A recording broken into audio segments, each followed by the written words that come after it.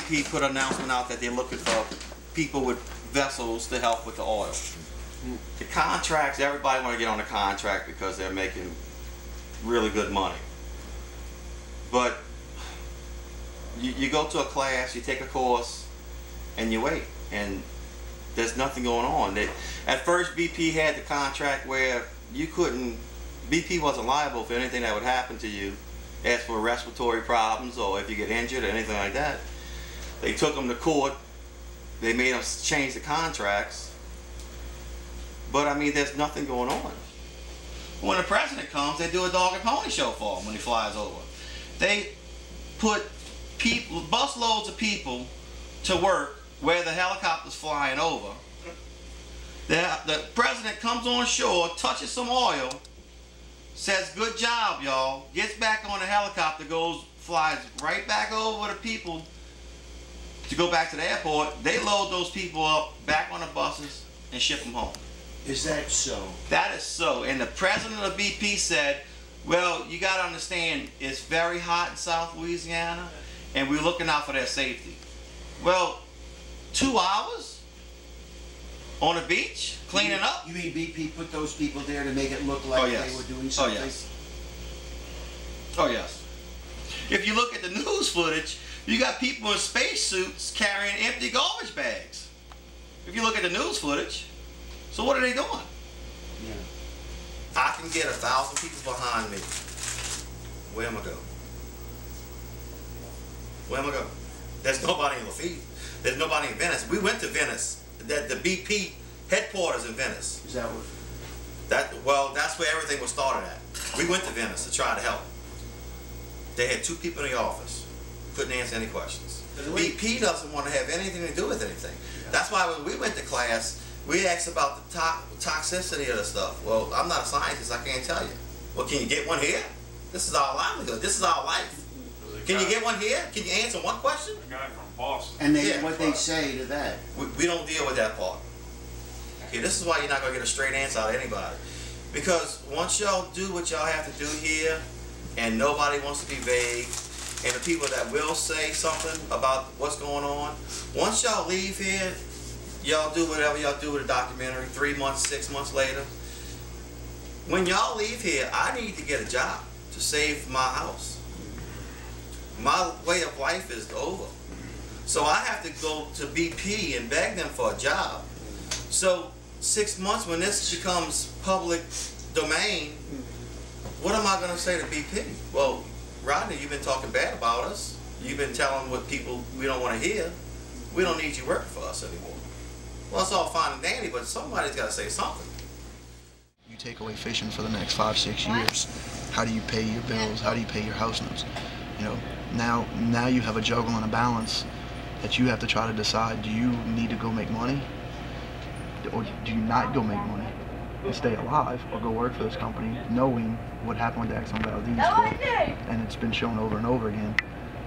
You do something of this nature and go work out there, and you turn around and die in 10 years. You know, so now these guys are having to decide this.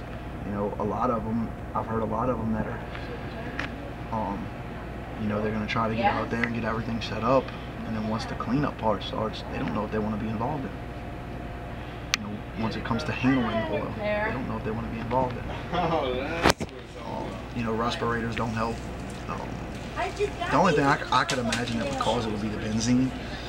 They said that it's actually, it will actually go in your pores, in your skin. So respirators and clothing, and it doesn't affect it, it doesn't help it.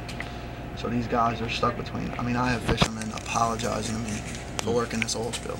You know, not that they don't want to help clean up, but they've never worked for big companies. They don't want to work for big companies, and they damn sure don't want to work for BP. And they all feel like they're working for BP right now, and they feel like they shouldn't be doing it. But they have to make money, they have to live, they have to provide. So we're not reporters. We don't claim to be part of the press in any way. You know. This is strictly just trying to figure out what happened here. A couple of friends of myself just came here to help and bring awareness to it, because it's our feeling that people should know and they should come here. They go to the Gulf and help. We've seen floods, we've seen hurricanes. This place was flooded twice in 6 years. But you can recover. Last time, 26 inches of water where y'all standing. Really? But floods we could overcome. But that is. Hurricanes you could overcome. But not oil. This is, you get a tidal surge right now this time of the year. We all screwed. You're gonna have water, you're gonna have oil in your bathtub. You imagine oil sheen coming in here with 26 inches of water?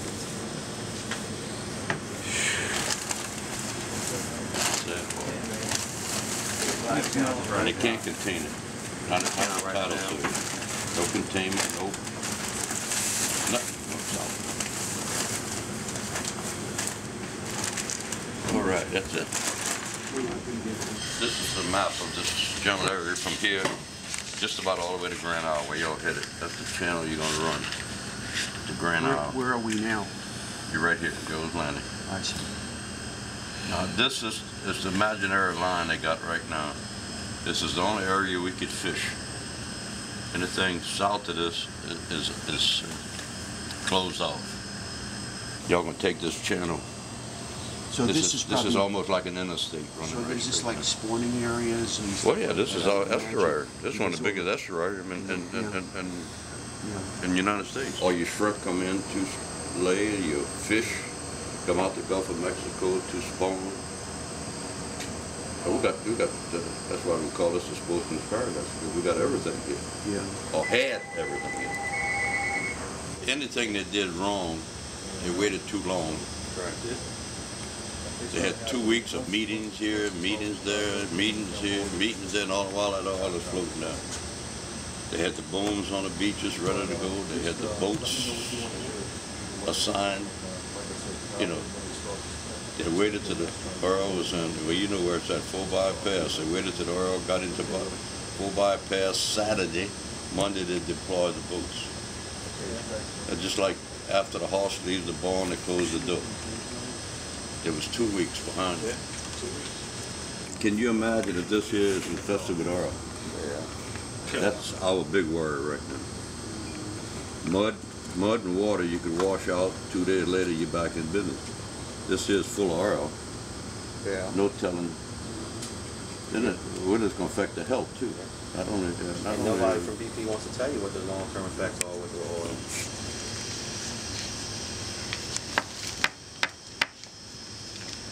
Oh, he's hurting. He's got his son works here, his granddaughter works here, his grandson that works here. Yeah, family. That's all over with. Yeah. Lives right there. I just wish they would tell us the truth, you know, what it's really happening. Where's it really going to?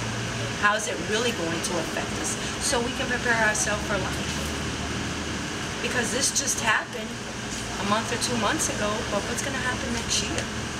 I have a daughter that's going to college. She just graduated from high school. What am I going to do then? What am I supposed to tell my daughter? You can't have the benefit of college because I can't work. It just kills me that they didn't learn their lesson from Katrina about jumping on to getting involved into something and getting something done instead of going through all the red tape. And they haven't learned a lesson. They're still doing it. Haven't done what needs to be done to try anything to absorb what needs to be absorbed. Don't let it just sit there and come ashore and ruin all of our culture and all of our coastline. Our way of life, what we used to do, that's it. So unless a miracle happens, soon, real soon. What does my child have to look forward to? For his 3-year birthday, Dad, I want a crab trap for my birthday. How many kids would ask for a crab trap for their birthday?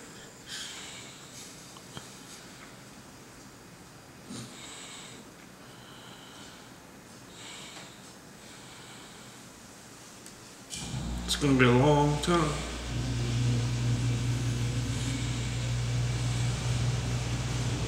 I don't think I could take it. Can't be around to watch it. I think I'd have to move, get away. I can't see it. I've seen enough today.